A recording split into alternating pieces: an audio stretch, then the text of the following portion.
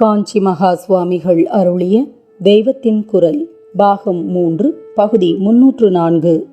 நவநீத கிருஷ்ணன் வடபத்ரசாயி. நவநீதம் என்றால் புதுசாக எடுத்தது என்று அர்த்தம். நவ புதுசாக, நீதம் எடுக்கப்பட்டது. புத்தம் புதுசாக கார்த்தால வேளையில் பசும் பாலில் உரை குத்தி சாயங்காலமே அந்த தயிரை சுலுப்பி எடுக்கிற வெண்ணெய் தான் நவநீதம். முதல் நாள் ராத்திரி உரை குத்தி மறுநாள் வெண்ணெய் எடுக்கிறது பழம்பற்று என்கிற மாதிரிதான். ராவேளையில் சூரியனுடைய பரிசுத்தி என்கிற வெளிச்சம் இல்லாததாலேயே தங்கின பண்டம் அவ்வளவு சிலாக்கியமில்லை என்பது. நாமெல்லாம் பசுக்கள். நம் மனசு வெள்ளை வெளேர் என்று பாலாக இருக்கணும். அப்போதுதான் கண்ணங்கரேல் என்று இருக்கிறதால் கிருஷ்ணன் என்றே பெயர் வைத்து கொண்டவன் நம்மிடம் வருவான். அது வெறுப்பை தருகிற கருப்பு அல்ல, மோகத்தை உண்டாக்குகிற மேகத்தின் கருப்பு. கனச்யாம் கனச்யாம் என்கிற போது கன என்றால் மேகம் என்றே அர்த்தம். கார்வண்ணன் என்று சொல்வார்கள். மேகம் எத்தனைக்கெத்தனை கருப்போ அத்தனை அதிக ஜலத்தை கொட்டும். அந்த ஜலம் கருப்பாகவா இருக்கிறது? இப்படி பரம பிரேம தாரையை பிரவாகமாக கொட்டுகிறவனே கிருஷ்ணன். அடர்ந்த மேகத்திலிருந்தே மகா ஜோதிஷான மின்னல்கள் தோன்றுகிற மாதிரி ஞான பிரகாசம் பளிச்சு பளிச்சென்று வெட்ட கீதாச்சாரியனாக இருக்கிறான் அந்த கொண்டல் வண்ணன். இப்படியே அவன் வெளியிலே கபடும் சூதும் மாயமுமாக தெரிந்தாலும் நாம் மனசை பால் வெளுப்பாக்கி கொண்டால் பரம சுத்தமான பிரேமையோடு நம்மை பாலிக்க கோபாலனாக வருவான். அப்படியே அந்த பாலை எடுத்து குடிப்பதில்லை அவன். அது தயிராகி அதிலிருந்து புத்தம்புது வெண்ணெய் எடுத்தாகணும். அந்த நவநீதத்தை உண்ணத்தான் வருவான். அதுவும் திருட்டுத்தனமாக. பக்தி தாபத்திலே வெள்ளை மனசை காய்ச்சினால் அது பொங்கும். அப்புறம் இந்த உணர்ச்சி வேகம் அடங்க அதை கொஞ்சம் ஆற்றி சாந்தத்தை உரைக்குத்தணும். பால் ஓடுகிறது போல ஆடுகிறது போல தயிர் ஓடுவதில்லை, ஆடுவதில்லை. அப்படியே கெட்டியாக சாந்தமாக இருந்து விடுகிறது. அவனுக்கு சாந்தமும் வேணும், லீலையின் சலனமும் வேண்டும். அப்போதுதான் முடிவிலே சாந்தத்திலேயே எல்லா சலனமும் அடங்கியிருப்பதும் அத்தனை சலனத்துக்கும் அடிப்படையாக சாந்தமே இருந்து கொண்டிருப்பதும் தெரியும். உபனிஷத்தே ஷியாமாத் சபளம் சபளாத் ஷியாமாம் என்று இரண்டையும் சேர்த்து சொல்கிறது. அதனால் ஓடாமல் ஆடாமல் சாந்தமாக இருக்கிற தயிரை போட்டு கடை என்று கடைய வேண்டியிருக்கிறது. ஹிருதய பானைக்குள் இருக்கிற தயிரில் சத்தியத்தை தெரிந்து கொள்ள வேண்டும் என்ற ஆர்வத்தை, இதை ஞான விசாரம் ஆத்ம விசாரம் என்பார்கள், மத்தாக போட்டு ஒருமுக சிந்தனை என்ற கயிற்றால் கடைந்தால் பூர்ணத்துவம் என்ற வெண்ணெய் வரும். அதை துளி கூட பழசாக விடாமல் அது நவநீதமாக இருக்கிற போதே வந்து எடுத்து கொண்டு விடுவான். பூர்ணத்துவம் இந்த நம்முடைய சரீர பானைக்குள் எப்படி இருக்க முடியும்? அதனால் பூர்ணனான அவனிடமே போய்விடும். தனியாக நாம் என்று ஒன்று இல்லாமல் அவனுக்குள் அவனாகவே போய்விடுவோம் என்று அர்த்தம். திருட்டுத்தனமாக எடுத்துக்கொள்கிறான் என்று ஏன் சொல்ல வேண்டும்? பகவான் சாதாரண அதிதி மாதிரி வந்தால் அவனை வேறையாக வைத்து ராஜோபச்சாரம் பண்ணி புத்திபூர்வமாகத்தானே வெண்ணெயை தருவோம். அப்படி புத்திபூர்வமாக நம்மை அவனிடம் சரணாகதி பண்ணிக்கொள்ள நமக்கு அப்போது புத்தி வருமோ வராதோ? சரணாகதி பண்ணுகிறேன் என்கிற போதே அப்படி சொல்கிற ஒரு நான் தனியாக வந்து விடுகிறதே. இதனால் தான் நமக்கு தெரியாமல் நாம் அன்கான்ஷியஸாக இருக்கிற போதே நம்மை எடுத்துக்கொண்டால்தான் உண்டு என்று திருடனாக வருகிறான். வெண்ணெய் பரபிரம்மம் மாதிரி சுத்த சத்துவ வெளுப்பாக இருப்பது. துளி உருக்கினால் அந்த வெளுப்பும் போய் ஸ்படிகம் மாதிரி கலர்லெஸ் ஆகிவிடுகிறது. வெண்ணெய் என்பதில் வெண் என்கிற அடையாளமும் போய் நெய் மாத்திரம் நிற்கிற நிலை. எந்த கலரிலும் அது சேராது. அதன் ருச்சியும் இப்படித்தான். மதுரம் மதுரம் என்று சொன்னாலும் வெண்ணெய் வாஸ்தவத்தில் தித்திப்பு இல்லை. சர்க்கரை தேன் மாதிரி இல்லை. ஷட்ரசம் என்கிற 6 சுவைகளில் அது எதுவும் இல்லை. அதன் கலர் ருச்சி எல்லாம் சாந்தம் என்றுதான் சொல்ல வேண்டும். சம்சார ஆட்டம் போக எதிர் திசையில் பலவிதமான சாதனைகளில் அழுகை, மயிர்கூச்சு, பாட்டு, நர்த்தனம் என்று ஒரே ஆட்டமாக ஆட்டி செலுப்பிய பின் உண்டாகிற அந்த பரம சாந்தத்தை நாம் அடைகிற போது நம்மை நாம் அறியாமலே தனக்குள்ளேயே கொண்டு போய் வைத்து கொள்கிற பரமாத்மாதான் கிருஷ்ணன்.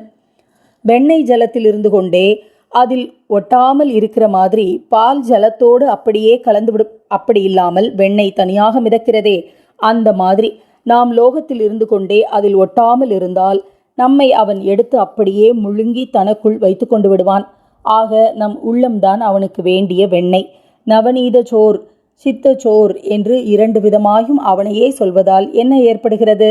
நம் சித்தம்தான் அவன் அபகரிக்கக்கூடிய நவநீதமாக மாற வேண்டும் என்றே ஏற்படுகிறது. இப்படி ஒரே திருட்டு விளையாட்டு. பறக்க பறக்க ஒவ்வொரு இடைச்சி வீட்டுக்குள்ளும் ஓடி உரியிலே ஏறி தாழி உடைத்து நிர்தூளி பண்ணுகிற விளையாட்டு செய்கிறவனே சாது குழந்தையாக ஆலிலை மேலே படுத்து கொண்டிருக்கிறது. கோகுலத்திலா இப்படி ஆலிலை படுக்கை போட்டு வைத்திருந்தது? இல்லை. கிருஷ்ணனாக மதுராவிலே அவதாரம் பண்ணி நடத்தின கதையில் அவன் ஆலிலை படுக்கையில் படுத்து கொள்ளவில்லை. வேறே எப்போதோ மார்க்கண்டேயருக்கு தன் மாயா விலாசத்தை காட்டுவதற்காக பிரளயத்தை காட்டினான். அந்த பிரளய வெள்ளத்திலேதான் ஒரு ஆலிலை மேலே படுத்துக்கொண்டு குழந்தையாக தரிசனம் தந்தான். ஆலமரத்தின் கீழே உட்கார்ந்து கொண்டு ஞானோபதேசம் பண்ணுகிறவர் பரமேஸ்வரன். வட விருட்ச மூல நிவாசி. மகாவிஷ்ணு ஆலிலை மேலே படுத்துக்கொண்டு ஞான உபதேசத்துக்கு நேர் ஆப்போசிட்டாக தோன்றும் மாயா விலாசத்தை காட்டுகிற வடபத்ரசாயி. மாயா விலாசத்தை காட்டியே ஞானம் கொடுத்து விடுகிறார். பிரளயம் என்பதாக அத்தனை மாயாலோகமும் சிருஷ்டியும் தன்னிலே லயித்து போய் விடுவதைத்தானே காட்டுகிறார். மாயையிலிருந்து நம்மை விடுவித்து முக்தி தரவே இப்படி தரிசனம் தருகிறார். அதனால்தான் இந்த அவசரத்திலே ரூப பேதத்திலே அவரை முகுந்தன் என்பது. முகுந்தன் என்றால் முக்தி தருகிறவன் என்று அர்த்தம். கராரவிந்தேன பாதாரவிந்தம் முகாரவிந்தே வினிவேசயந்தம் வடஸ்ய பத்ரஸ்ய புடே சயானம் பாலம் முகுந்தம் மனசா ஸ்மராமி. தாமரை பூ மாதிரி இருக்கிற கால் கட்டை விரலை தாமரை பூ மாதிரியே இருக்கிற கையினால் பிடித்து இழுத்து தாமரை பூ மாதிரி இருக்கிற வாய்க்குள்ளே போட்டுக்கொண்டு ஆலிலை மேல் சயனித்திருக்கும் குழந்தை முகுந்தனை முழு மனசோடு ஸ்மரிக்கிறேன் என்று அர்த்தம். கால் கட்டை விரலை எதற்காக வாயில் போட்டுக்கொண்டு சப்ப வேண்டும்? மாந்தாதா என்று சூரிய வம்சத்தில் ராமருக்கு ரொம்பவும் முந்தி ஒரு ராஜா இருந்தார். அவர் நேராக அவருடைய தகப்பனாரிடமிருந்து பிறந்து விட்டார். அதனால் அவருக்கு பால் கொடுப்பதற்கு அம்மா இல்லை. அந்த சமயத்தில் இந்திரனே நான் கொடுக்கிறேன் மாம் தாதா என்று சொல்லி குழந்தையின் கை கட்டை விரலை எடுத்து அதன் வாய்க்குள் வைத்தான். மனுஷ சரீரத்தில் ஒவ்வொரு அங்கத்திலும் ஒரு தேவதை வசிப்பதில் கை கூறிய தேவதை இந்திரன்தான். தான் சாப்பிட்டிருக்கிற அமிர்தம் இந்த கையின் கட்டை விரலால் குழந்தையின் வாய்க்கு போகும்படி இந்திரன் அனுகிரகித்தான். அநேக குழந்தைகள் வாயில் விரல் போட்டுக்கொள்வது அதனால்தான். ஆனால் இங்கே பகவான் வாயில் போட்டுக்கொண்டிருப்பது கை கட்டை விரல் அல்ல, கால் கட்டை விரல். அவர் சரீரத்தில் இன்ன இடம் என்றில்லாமல் தலையோடு கால் அமிர்தமயமானவர். அமிர்தவபு என்றே விஷ்ணு சஹஸ்ரநாமத்தில் பெயர் இருக்கிறது. அதனால் இந்திராதி தேவர்கள் கையால் செய்வதை தாம் காலால் செய்ய முடியும் என்று காட்டுகிறார் போல கால் விரலை சப்பிக்கொண்டிருக்கிறார். சாப்பிடுவது பிரம்மம், சாப்பிடப்படுவது பிரம்மம், சாப்பாடு போடுவதும் பிரம்மம் என்பது மந்திரம். அந்த உண்மையையும் நிரூபித்து காட்டுகிறார். தன் விரலை தானே வாயில் எடுத்து வைத்துக்கொண்டு சாப்பிட்டும் கொள்கிறார். அப்படியே சாப்பிடவில்லை, சப்புகிறார், சப்பிடுகிறார். இடது கால் கட்டை விரல்தான் அவர் சப்புவது. நடராஜாவின் தூக்கிய திருவடியும் இடதுதான். பகவானைப் போல சரீரம் பூரா அமிர்தமயமாக நாம் இல்லாவிட்டாலும் நமக்கும் இடது பக்கத்தில் சந்திரநாடி என்ற ஒன்றை அவர் அனுகிரகித்திருக்கிறார். சந்திரன் அமிர்தம் பெருக்குகிறவன். அனுஷ்டானம் யோகா சாதனை செய்தால் சந்திரநாடியிலே அமிர்தம் ஓடுவது தெரியும். அதை காட்டவும் தான் இடக்கால் கட்டை விரலை ருசி பார்க்கிறார். கால் மட்டமானது இடது பக்கம் மட்டமானது என்றில்லாமல் எல்லாம் உசத்தி, எல்லாம் அமிர்தம் என்று காட்டுகிறார். இப்படி அவருக்குள்ளேயே அமிர்தம், அவரே அமிர்தமாயிருந்தும் வெளியே இருந்து வெண்ணெயை திருடி சாப்பிட்டுவிட்டு அடி வாங்கி கொண்டு அதற்காக பொய் சொல்லி கொண்டு இருந்திருக்கிறார் என்றால், இது மட்டத்திலும் மட்டமான நம்முடன் விளையாடி லீலாமிருதமும் பிரேமாமிருதமும் கொடுக்க வேண்டும் என்ற கிருபாமிருத சாகரமாக அவர் இருப்பதால் தான். எப்போதோ பிரளயத்தில் வடபத்ரசாயியாக வந்தவனை நவநீத கிருஷ்ணனாக எப்படி சொல்லலாம்? யோசித்தால் இதற்கு காரணம் தெரிகிறது. மகாவிஷ்ணுவுக்கும் கிருஷ்ண பரமாத்மாவுக்கும் துளி கூட வித்தியாசமே சொல்லப்படாது. அவதாரம் என்று சும்மாவுக்காகத்தான் சொல்கிறது. அவர் அசல் மகாவிஷ்ணுவே தான். கிருஷ்ணஸ்து பகவான் ஸ்வயம். இன்னும் சொல்லப்போனால் மகாவிஷ்ணு என்று சொல்வதும் கூட அவரை குறுக்குவதுதான். அவரே தம்மை ஆதித்யானாம் அகம் விஷ்ணு, ஆதித்யர்களுக்குள் நான் விஷ்ணு என்கிற மாதிரி ருத்ரானாம் சங்கரசாமி, ருத்ரர்களில் நான் சங்கரன் என்று சிவரூபமாகவும் தான் சொல்லிக் கொள்கிறார். ராமன், ஸ்கந்தன் எல்லாமே நான் தாண்டா என்கிறார். நான் நான் என்று எல்லோர் ஹிருதயத்திலும் இருப்பதும் தான் தான் என்றே ஆரம்பிக்கிறார். என்னையன்றி சராச்சரம் எதுவும் கிடையாது என்று சாக்ஷாத் பரபிரம்ம ஸ்வரூபமாகவே தான் தம்மை தெரிவித்துக் கொள்கிறார். அதனால் தான் கிருஷ்ண பரமாத்மா என்றே அவரை சொல்வதும், பூர்ணம் பிரம்ம சனாதனம் என்பதும் அதனால்தான்.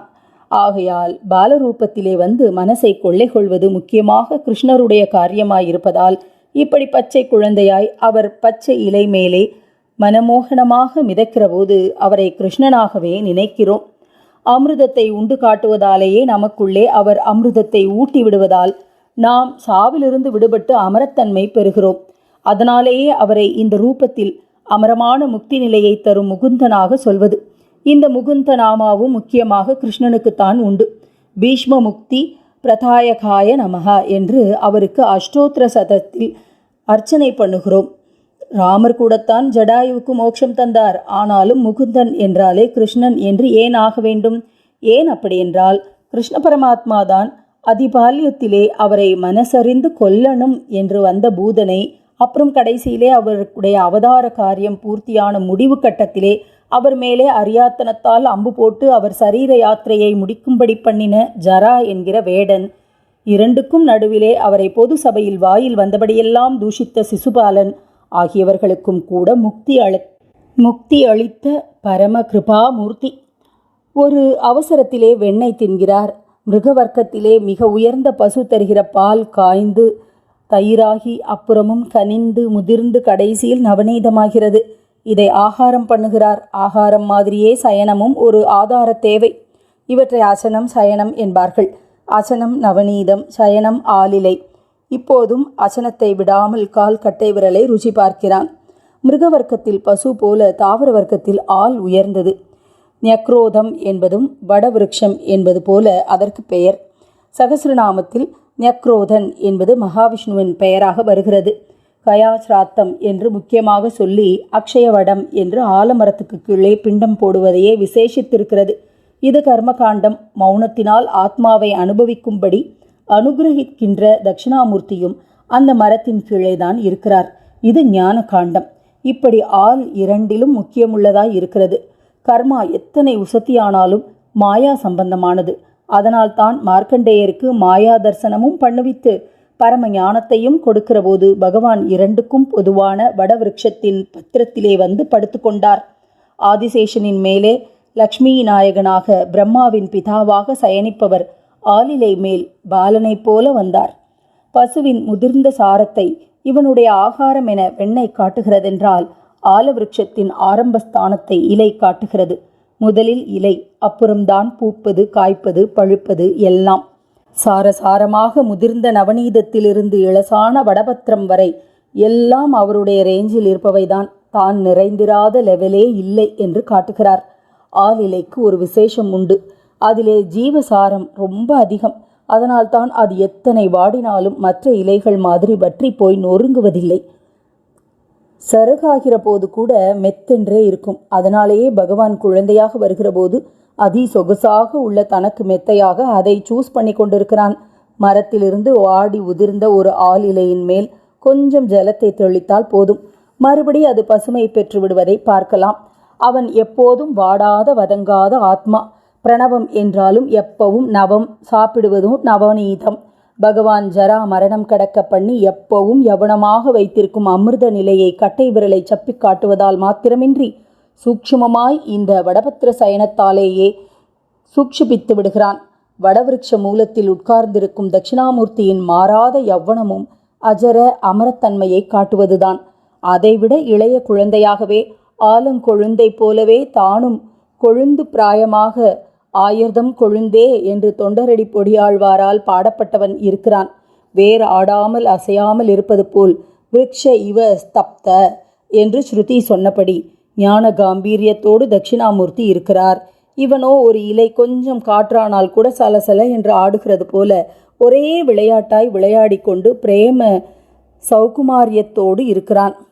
ஆல விருட்சத்துக்கு எத்தனையோ உபயோகங்கள். ஒரு பெரிய சைன்யமே அதன் கீழே தண்டு இறங்கலாம். பரோபகாரத்துக்கு அது ஒரு ரூபகம். அத்தனாம் பெரிய மரத்துக்கு இத்தனோண்டு விதை. இந்த அணு மாத்திர விதையில் அந்த பெரிய மரமே இருப்பது அணுவில் அணுவாயுள்ள பரமாத்மாவே அகண்ட பிரம்மாண்டமாயும் இருக்கிறார் என்பதை நினைப்பூட்டுகிறது. எல்லா மரத்துக்கும் தானே இப்படி என்றாலும் மற்ற மரங்களை விடவும் விஸ்தாரமாக வளர்கிற ஆளுக்குத்தான் அவற்றின் விதைகளை விடவும் சின்ன விதையாய் இருக்கிறது.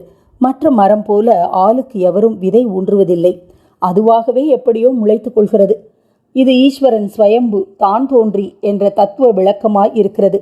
தானே விழுதுவிட்டு தன்னை தாங்கிக் கொண்டு அந்த பலத்தில் மேலும் மேலும் விஸ்தாரமாகிக் கொண்டே போகிறது. அடையாற்றில் ஆலமரத்தை பார்க்கவே கூட்டம் கூட்டமாக போகிறது. ஈஸ்வரன் பிறர் தாங்குதல் வேண்டாத நிராலம்பன் என்பதற்கு இது எடுத்துக்காட்டு போல இருக்கிறது. ஒரு பாகம் பட்டு போனாலும் மற்ற விழுதுகள், விழுதிலிருந்து தோன்றும் விழுதுகள் என்ற பிற பாகங்கள் பசுமையாக இருந்து கொண்டே இருப்பதால் ஈஸ்வரனின் நித்தியத்துவத்தையும் காட்டியதாகிறது. ஒரே தாயும் தந்தையுமான அவனிடமிருந்தே சகல ஜீவ ஜகத்துகளும் விஸ்தாரமாயிருப்பதற்கு திருஷ்டாந்தம் போல வடவிருட்சமானது ஒரே தாய்மரத்திலிருந்து விஸ்தாரமாகிக் கொண்டே போகிறது. இப்படியாக சம்சார சாகரத்தில் அலைப்பாய்கிற நமக்கு ஆலிலையை காட்டி நிலையான நித்தியத்துவத்தை, நிராலம்ப தத்துவத்தை உணர்த்துகிறான் வடபத்ரசாயி. மரத்தை விட எத்தனையோ அகண்ட தத்துவம் அவன். அந்த மரம் எத்தனை பெருசாயிருந்தாலும் எத்தனை காலம் இருந்தாலும் அதன் பரப்புக்கு எல்லை உண்டு, அதன் காலத்துக்கும் முடிவு உண்டு. அவனோ முடிவே இல்லாத அகண்டன், அனனதன். ஆனாலும் இந்த மகா பிரபாவத்தை மறைத்து கொண்டு நாம் அவனை எடுத்து வைத்து கொண்டு கொஞ்சுகிற விதத்தில் சரள ஸ்வபாவத்துடன் கூடிய குழந்தையாக இருக்கிறான். ஒன்றும் கவலைப்படாதேப்பா, என் மாதிரி குழந்தை உள்ளத்தோடு இரு. சம்சார வெள்ளத்திலேயே அப்போது நீ அலையில் அடிபடாமல் உன்பாட்டுக்கு ஆனந்தமாக அதை ஒரு விளையாட்டாக எடுத்துக்கொண்டு மிதந்து கொண்டிருக்கலாம் என்று சொல்லாமல் சொல்கிறான். சிலுப்புவதாலேயே கொந்தளிக்கிற மோரிலே வெண்ணெய் பட்டுக்கொள்ளாமல் மிதப்பது போல சம்சார சாகரத்தில் அவனே வெண்ணெய் கட்டியாக மிதப்பது நாமும் அப்படி ஆக வேண்டும் என்று நம்மை நினைக்கச் செய்வதற்குத்தான். நாம் ஏதோ இருக்கிற அசட்டு ஸ்திதியில் நமக்கு தெரிந்த அளவில், ஆனால் பக்தி ஸ்ரத்தா விசுவாசங்களோடு அந்த குழந்தையை சவுடால் பண்ணும் திருட்டு குழந்தையாகவும் சாந்தமாக சயனித்து கொண்டிருக்கிற ஆலிலை குழந்தையாகவும் ஸ்மரிக்க ஆரம்பித்து விட்டால் ஸ்மரிக்க ஸ்மரிக்க நம் மனசின் சொரசொரப்பு, வாடல், வதங்கள் எல்லாம் கொஞ்சம் கொஞ்சமாக போய் வடபத்திரம் மாதிரி எப்போதும் பசுமையாய் எப்போதும் மிருதுவாய் ஆகும். அப்போது அவனே வந்து இந்த மனசிலும் சயனித்து கொண்டு விடுவான். வடபத்திர சாயி, ஷீராப்தி சாயி, ஸ்ரீரங்க சாயி என்றெல்லாம் கூப்பிட்டு ரமதாம் மனோமே என்று பிரார்த்தனை செய்கிற போது அவனை நம் மனசிலே வந்து சயனித்து கழிக்கும்படியாகத்தான் வேண்டுகிறோம். அதனால்தான் அந்த பிரார்த்தனை ஸ்லோகம் சத் சித்த சாயி, சாது ஜனங்களின் சித்தத்தில் சயனிப்பவன் என்று ஆரம்பித்திருக்கிறது. அந்த குழந்தையின் மெத்து உடம்பு, மாறாத பால்ய சரீரம் நம் மனசிலே பட்டால் இதுவும் அப்படியாகிவிடும். இதன் அழுக்கும் கெட்ட ருச்சி எல்லாமும் போய் வெள்ளை வெளேர் என்று சாந்த மதுரமான வெண்ணையாகிவிடும். இப்படி நம்மை தன்னுடைய ஸ்மரணையால் குழைத்த பத்து என்றே மாணிக்கவாசகர் பண்ணியிருக்கிறார். குழைத்து தொண்டைக்கு கொஞ்சம் கூட சிரமம் தராமல் விழுங்கக்கூடிய வெண்ணையாக ஆக்கின பின் அவன் அப்படியே உட்கொண்டு விடுவான். அவனுக்குள்ளேயே போய் ஸ்வஸ்தமாய் இருந்து விடலாம். முதலிலே பண்ண வேண்டியது அவன் ஸ்மரணை. அதனால் நம்முடைய உள்ளத்தை வெளுப்பான பாலாக்கி கொண்டால் பால் சமுத்திரத்தில் படுத்து கொண்டிருப்பவனே நம்முடைய பிரேமை அலைமோதும் உள்ளத்தில் தானே வெண்ணெய் கட்டியாக வந்து மிதப்பான்.